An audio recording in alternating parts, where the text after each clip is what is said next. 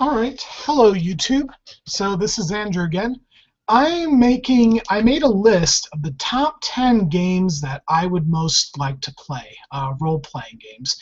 This was started by someone on the YouTube RPG Brigade Facebook, this topic.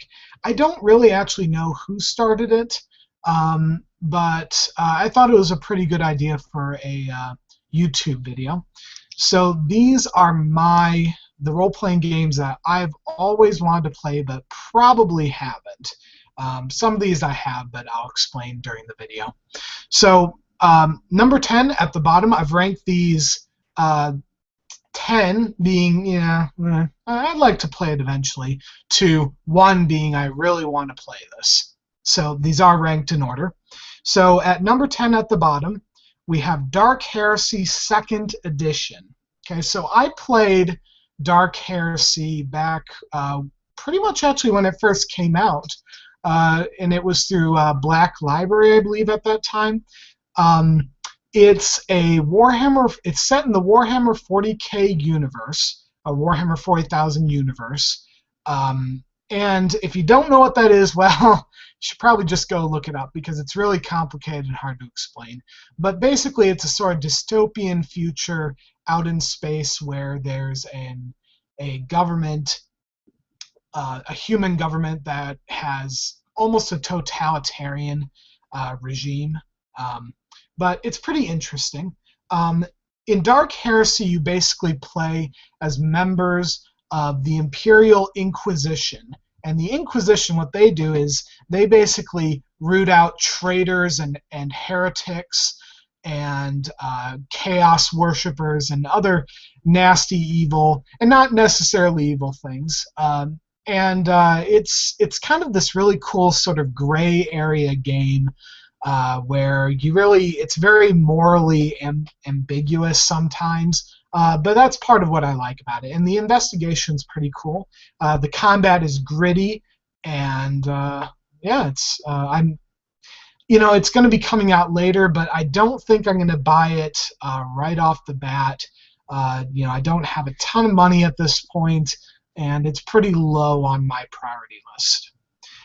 The next one is Only War. Only War is also set in the Warhammer 40K universe. However, this time you are playing members of the Imperial, basically the Imperial Guard. And the Imperial Guard are the army of the Imperium. And it's pretty cool because you start as really just this really low-level sort of grunt in the military. You're either conscripted or you volunteered, but you start off as pretty much just an ordinary person, and I kind of like games like those. I kind of like going from, so to speak, zero to hero, going from nothing to, someone heroic. Takes a while, but I just thought it was a very interesting premise for a game. I own it, just never gotten to playing it. So pretty brutal game too. Lots of character deaths possible. I guess I'm a sucker for those sort of games sometimes. So my next one, which is number 7 on my list, A Song of Ice and Fire role-playing game. This one's sort of cheating because I have played this one as well, which is part of the reason it's low on my list. But my goodness, it's such, if you know anything about the Game of Thrones, also known as the Game of Thrones series by George R.R. Martin, it is just such a political sort of backstabbing, treachery, intrigue, mystery sort of series in general. There is combat in the game, but it's very dangerous. You gotta watch out. It's very easy. It has some very realistic sort of mechanics for its combat, so you gotta be very careful when you're in combat, and your character should be rightfully scared of it. But for the most part, even your combat-oriented characters will be drawn into the political intrigue that is Westeros, the setting that Game of Thrones is set in, where you're all vying as a house. You create a house for your group that they're part of this noble house, and you're vying for control, basically, it's a power struggle game, oftentimes in a Game of Thrones, and it's very, very interesting. It has awesome mechanics for creating characters, very interesting characters, very interesting political, noble houses you can create in the game. Very cool. Love to do it sometime. All right, number 6 is Gerps 4th edition. So I played Gerps. I never actually got to play Gerps. I made a character for Gerps, but the game master I was playing with, he was very, very controlling of what sort of characters he wanted in his game. But of course, he didn't tell me before I made the character what sort of characters he was looking for. He's like, "Oh, just make whatever you like." I'm like, "Well, okay." So I made what I wanted to, and it didn't end up working out. But GURPS is a cool system because it's a universal system where you can pretty much make a character from any sort of setting. The generic setting that they have in the book is actually multi-generic in terms of it's a setting called Infinite Earths or Infinite Worlds. I think it's Infinite Worlds, where you can basically travel. You're part of this parallel dimension team that travels between these parallel Earths and solving problems, fighting, all sorts of stuff. It's pretty cool.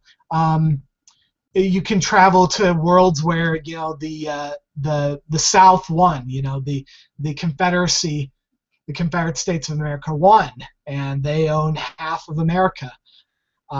Other cool ones where things can be very radically different. Some where lizards rule the earth instead of humans.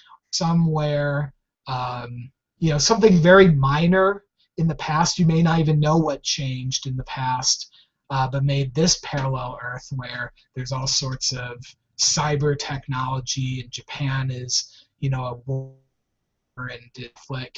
All sorts of very interesting worlds you can come up with, and you can have a character from any sort of setting that you want. You want to play a magic user? Sure, throw them in. Of course, you kind of have to obviously be careful. I always advise with these sort of groups, you need to make sure that they all have a common goal, something that makes sense rather than they met in a tavern sort of thing. But I think it'd be pretty cool to try it out again. My next one is this one I actually have a copy of. I can show you. Edge of the Empire. All right, Edge of the Empire by Fantasy Flight Games. Edge of the Empire is a game where you are playing basically scoundrels of the universe. Not always, you could play, politicians and stuff like that. But you're basically playing on the edge of Star Wars Empire during the time of the Galactic Empire is strong and the Rebel Alliance has just begun. But it's a pretty cool game, has a lot of interesting concepts, has narrative dice, which is definitely something I haven't really seen in another game before. I think it'd be very interesting. You get a lot of through the narrative dice rather than the DM sort of deciding what happens, when you succeed or when you fail.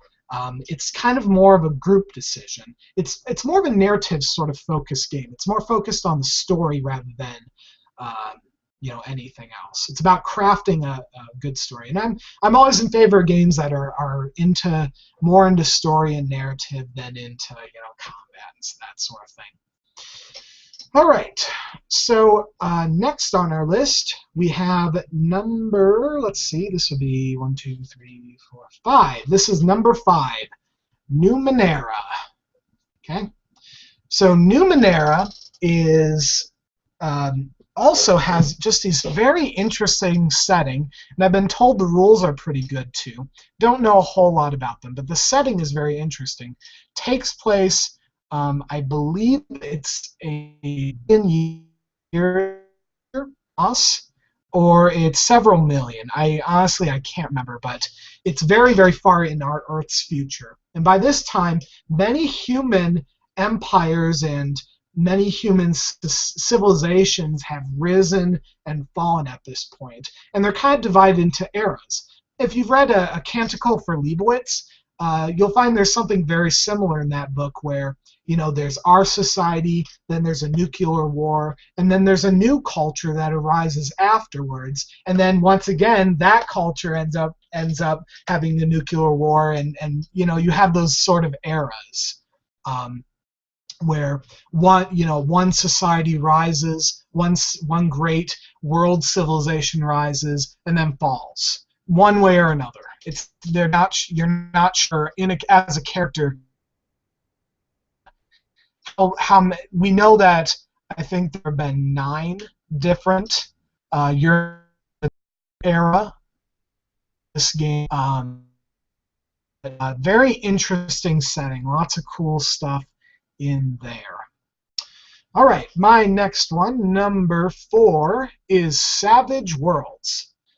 All right, so just like Gerps, Savage Worlds is also a universal system in terms of you can pretty much play a game of almost anything. You could have a fantasy game, you could have a sci-fi game, you could have cyberpunk or steampunk or whatever you like. And so I've heard a lot of good things about it. I like GURPS in terms of the ideas are interesting in there, but some parts can be very complicated, especially the character creation can take a long time. It's very detailed. This, on the other hand, it leaves it, your backstory and that sort of thing, that's something that's more left out that you can add on. What I'm saying is the character creation and the system is very, very simple.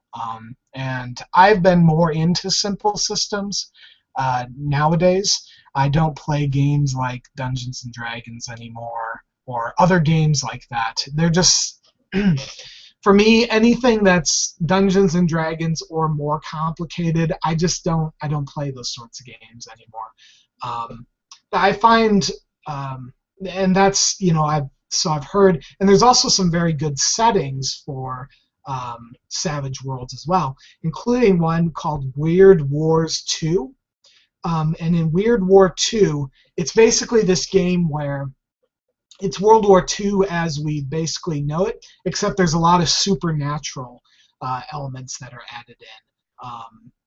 So like werewolves and zombies and skeletons and other sorts of very interesting things. Occult stuff that's brought about by the Reich, the Third Reich, and other very interesting stuff like that. I'd be interested actually in that sort of setting. I kind of would be more interested in playing from the Axis perspective, from the Japanese or the German side. I always thought that would be very interesting, playing that other side up. All right, so my next game, this one honestly was a big surprise for me. But number 3 is Doctor Who, Adventures in Time and Space. Yeah. Weird, huh? Well, I was really shocked by this game. I bought it because I wanted to get my girlfriend into role-playing games, or at least have her understand what role-playing games really are, and have a better idea why I love this so much. But I'm planning on running this for her and a couple of other friends. And this game just blew amazed. I wished that this game was the game that I first stumbled upon when I was a kid. Because this game is super beginner friendly.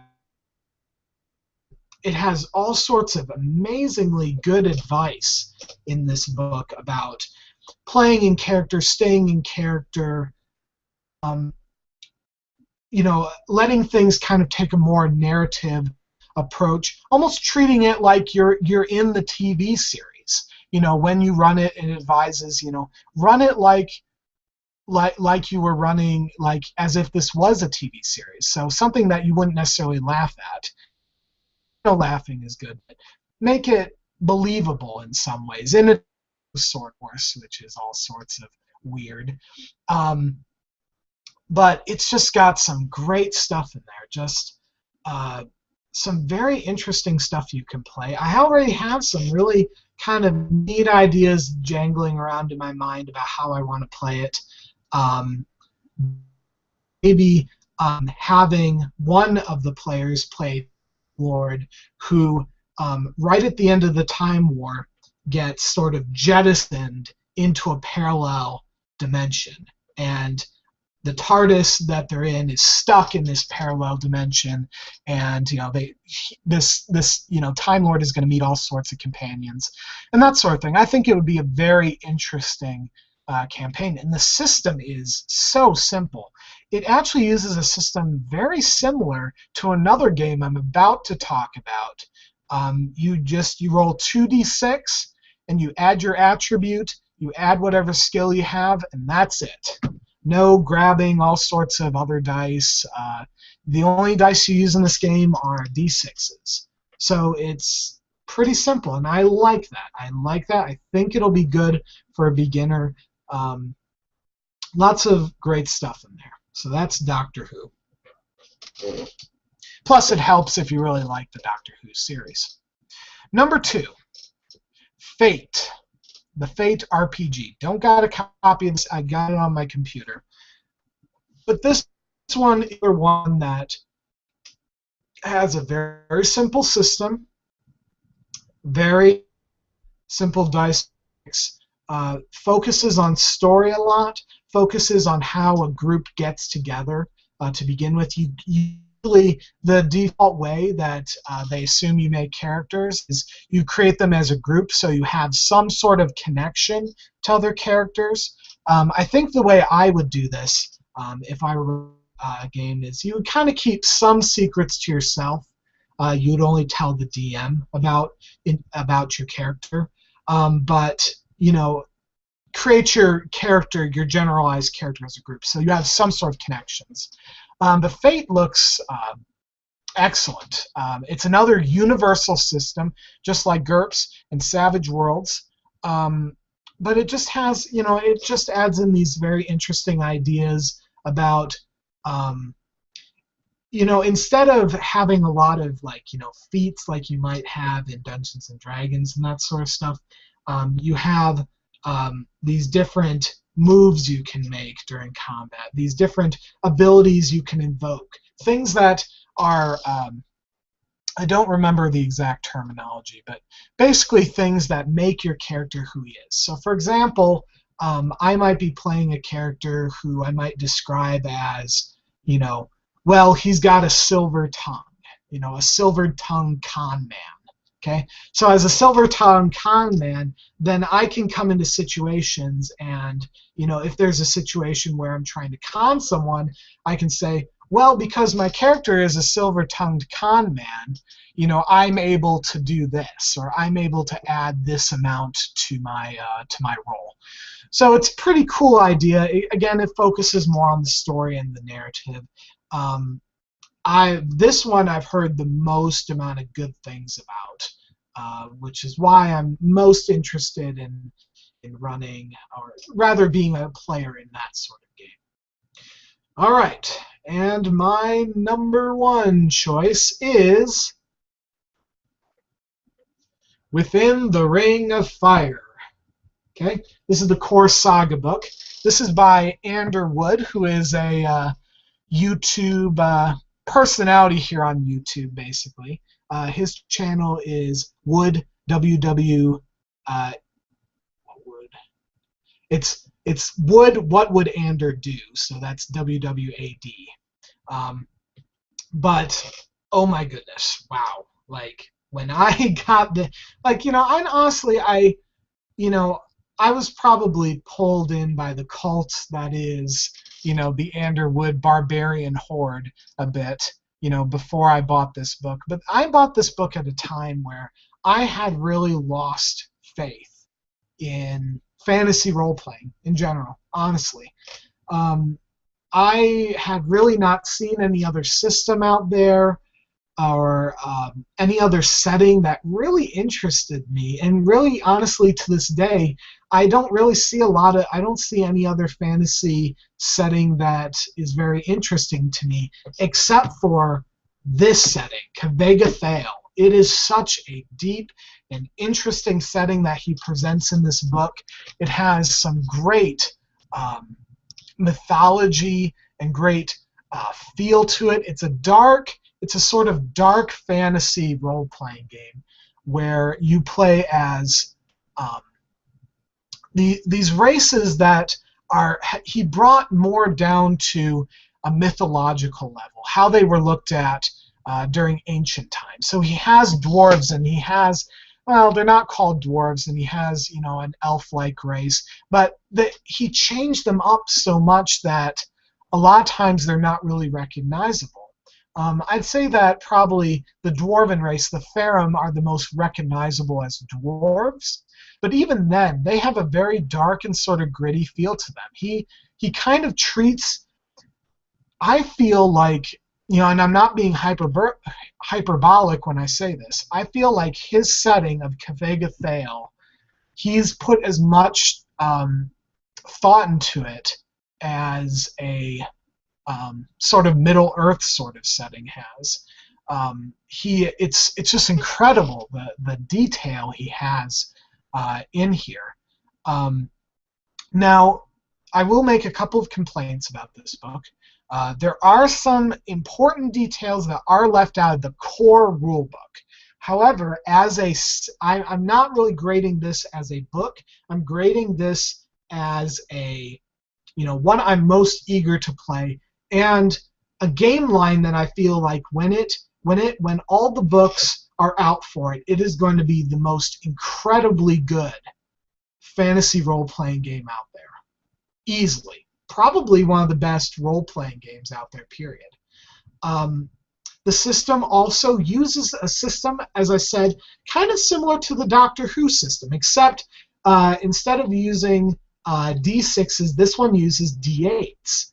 And there's some really cool stuff like exploding dice in the game, where if you roll an 8, which is the highest number on the D8, you roll the dice again, and you have the possibility of continuously getting, even for what you might think is a very ordinary roll of the dice, becomes something legendary. Your character does something legendarily good. It's just an incredible game. I love the races that are in here, the core races that you can play. He's going to be coming out with another book, a sort of bestiary, which is going to have even more races you can play. Pretty much every race in the other book that will be coming out, you will be able to play.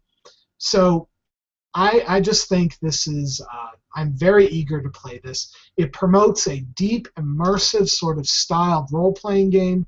It has one of the best role-playing sections that talks about role-playing out of any book I've ever seen, because most books have, honestly, it's usually like a paragraph, and for a beginner, it wouldn't be very helpful, but this section is the first chapter in the book, which is where the role-playing section should be, and it just has some really great advice for both beginners and advanced players, promoting the idea of creating a character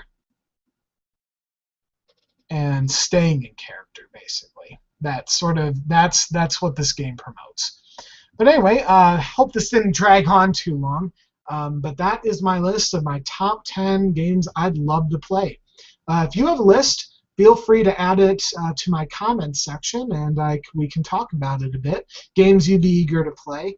I'd love to talk. So thanks for listening. Talk to you guys later.